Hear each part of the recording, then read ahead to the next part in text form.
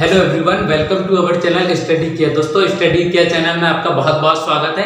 पिछले वीडियो में मैंने आपको बताया हुआ था कि क्लास 9 का सिलेबस क्या है 2023-24 के हिसाब से, उसका पेपर कैसे आने वाला है, क्या उसके पेपर का पैटर्न होने वाला है, कैसे कैसे क्वेश्चन उस पर आएंगे, कितने क्वेश्चन आएंगे, किस चैप्टर में हमें क्या पढ़ना है क्या नहीं पढ़ना है, इस सब की बात मैंने कर दिया था पिछले वीडियो में। आज के वीडियो में मैं आपको बताने वाला हूँ कि क्लास 10 के लिए आपके पास सिलेबस इस साल मतलब 2023-24 के लिए सिलेबस क्या है, क्या क्या आपको पढ़ना है क्या नहीं पढ़ना है, किस चैप्टर का वेटेज कितना है, किस चैप्टर से कितने नंबर का क्वेश्चन आएगा, क्या कहीं से कुछ अच्छे क्वेश्चन है, कुछ बड़े क्वेश्चन है, कुछ बड़े नंबर का कोई क्वेश्चन है, ये सब कुछ मैं आपको बताते चलूंगा। क्लास 10 के लिए आज मैं सारे के सारे सब्जेक्ट आपको कवर कराने वाला हूँ। कहाँ से मैंने लिया हूँ एमपी बोर्ड की वेबसाइट से। अगर आप जाएंगे तो एमपी बोर्ड की वेबसाइट में आपको मिलेगा इस साल का मार्किंग शेड्यूल जो ये दिया है, ये सब कुछ वहां पे डाउनलोड आपको मिल जाएगा।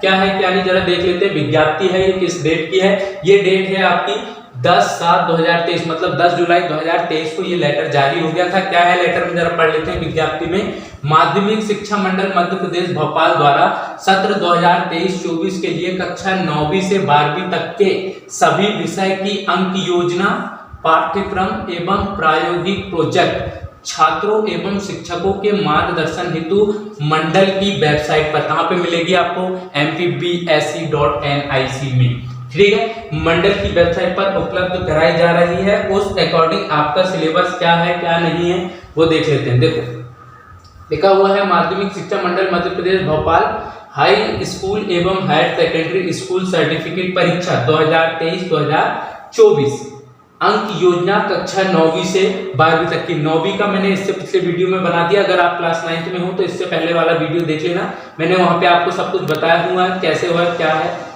आज मैं बात करने वाला हूँ क्लास 10 की। क्लास 10 में क्या सिलेबस है, किस किस सब्जेक्ट में हमें क्या क्या पढ़ना है, उसके लिए थोड़ा सा देख लेते हैं। कहाँ गया क्लास 10? ये लो, आगे क्या 9th, इसके अलावा ये लो। यहां से बात करेंगे क्लास 10 के लिए। क्लास 10 की हिंदी की अगर मैं बात करूं तो हिंदी में हमारे पास में क्षितिज भाग मतलब काव्य खंड है। काव्य खंड में क्या क्या है, यहाँ पे कुछ चैप्टर्स हैं, उसके अलावा उनकी आत्मकथा है, उसके अलावा जो हमें यहाँ पे देखने को मिलना है साहित्य, उसका पद साहित्य का विकास, उसका काल विभाजन, रीतिकाल, आधुनिक काल, प्रगतिवादी युग, ये सब कुछ मिलेगा। कवि परिचय मिलेगा आपको, उसकी संदर्भ प्रसंग व्याख्या मिलेगी, ये सब कुछ मिलेगा। सेकंड पोर्शन आपका रहेगा काव्य बोध मतलब रस छंद अलंकार जो भी आप पढ़ते होंगे वो सब कुछ आपको यहाँ मिलेंगे। थर्ड पार्ट, अगर थर्ड पार्ट की मैं बात करूँ तो थर्ड में क्या मिलने वाला है हमें, थर्ड पार्ट में हमें मिलने वाला है क्षितिज भाग 2 गद्यखंड मतलब पार्ट 1 में मतलब भाग 1 में हमें क्या मिला था पद्यखंड, सेकंड में हमें मिलेगा गद्यखंड। यहाँ पे सब कुछ हमें कहानी देखने को मिल जाएगी क्या क्या है। उसके बाद लेखक परिचय, फिर संदर्भ प्रसंग व्याख्या और उस पर विचार करने वाले बोधात्मक प्रश्न, ठीक। अब चौथे पार्ट में हमें क्या मिलेगा भाषा बोध मतलब संधि क्या है, समास क्या है, उसके अलावा उसके वाक्यांश क्या है, उसके गुण क्या है, ये सब कुछ आपको भाग 4 में मिलेगा। भाग 5 में पूरक पाठ्य पुस्तक से विविध पाठों के एक अलग से आपकी बुक आई होगी, वहां पे पूरक पाठ्य पुस्तक उसको बोलते हैं। वहां से कुछ क्वेश्चन होंगे। अपठित काव्यांश एवं गद्यांश मतलब कि अपठित बोध जिसको आप बोलते हो ना, जिसपे बड़ा सा एक पैसेज दिया होता है, वहां से क्वेश्चन आपको देख के बना के लिखना होता है, उसके आंसर वो चीजें हैं, ठीक। चलो आगे देख लेते हैं।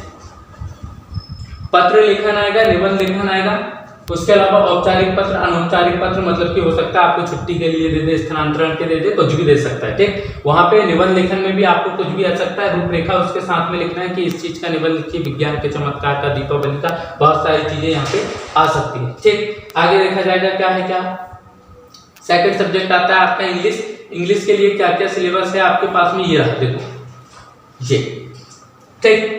इंग्लिश में आपको पहले मिलेगा अंशिक पैसेज, दूसरा भी मिलेगा अंशिक पैसेज। ये क्वेश्चन वाइज दे दिया, उसको देखो क्रमांक 1 2 3 4 कैसे आएगा वैसे, ठीक। थर्ड क्वेश्चन में आपको मिलेगा नोट मेकिंग, फिर मिलेगा आपको लेटर, उसके बाद में ऐसे, उसके बाद में पिक्चर गाइड मतलब कि आपको फिर से पिक्चर दे दिया, उसके देख के आप क्या लिख सकते हो क्या नहीं लिख सकते।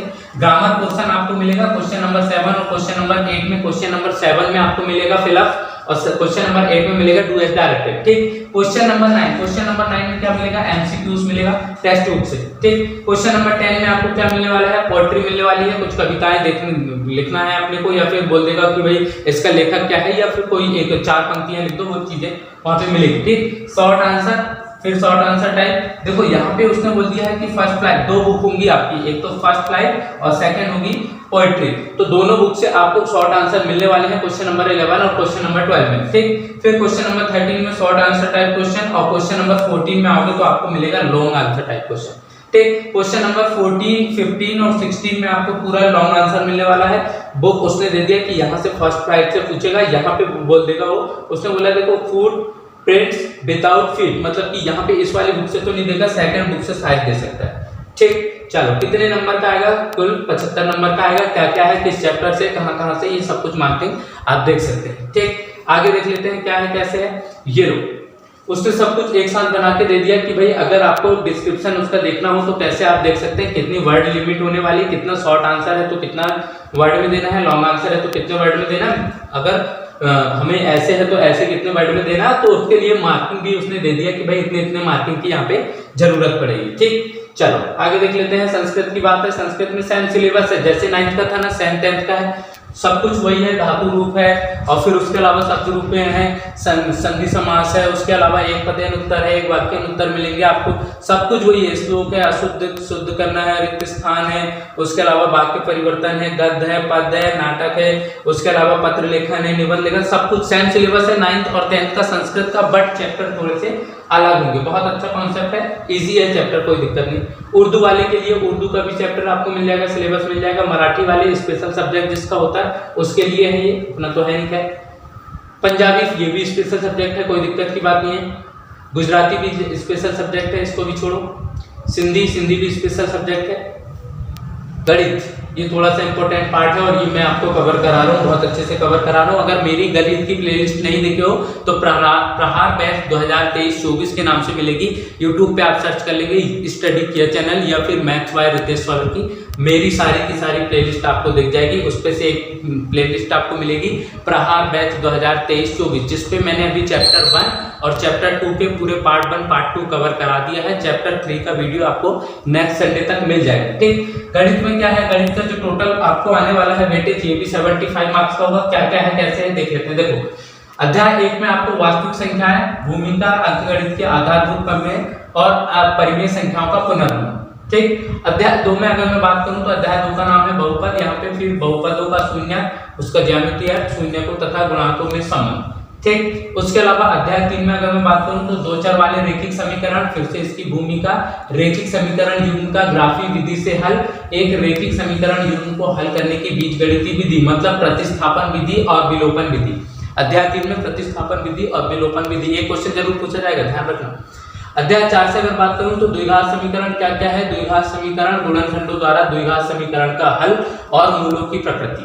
ठीक, अध्याय 5 की अगर बात करूं तो समांतर श्रेणी, समांतर श्रेणी क्या है उसका बेसिक कॉन्सेप्ट, और एपी का n पद और n पदों का योग, दोनों से क्वेश्चन पूछा जाता है, इंपॉर्टेंट टॉपिक है, ध्यान रखना। अध्याय 6 से मिलेगा आपको त्रिभुज, त्रिभुज में आपको क्या पढ़ना है, समरूपाकृति, त्रिभुज की समरूपता, त्रिभुज के समरूपता के लिए कसौटियां, ये आपको पढ़ना है। अध्याय 7 में क्या है, निर्देशांक ज्यामिति, उसका बेसिक कॉन्सेप्ट, दूरी सूत्र और विभाजन सूत्र, दो चीजें आपको पढ़ना है, दूरी सूत्र और विभाजन सूत्र। जो तीसरा टॉपिक था त्रिभुजों का क्षेत्रफल, ये टॉपिक इस बार हटा हुआ है। त्रिकोणमिति का परिचय क्या क्या है, त्रिकोणमिति अनुपात है, कुछ विशिष्ट कोणों के त्रिकोणमिति अनुपात है, और त्रिकोणमिति सरसमीकरण है, मतलब कि लगभग चैप्टर 1 में अपने को सब कुछ कवर करते चलना पड़ेगा। अध्याय 9 में क्या है, त्रिकोणमिति के कुछ अनुप्रयोग है, ऊंचाइयां और दूरियां, मतलब कि इस वाले चैप्टर से भी कुछ रिड्यूस नहीं है। ठीक, अध्याय 10 में क्या है, अध्याय 10 में है व्रत, भूमिका, व्रत की स्पर्श रेखा, एक बिंदु से एक व्रत की स्पर्श रेखाओं की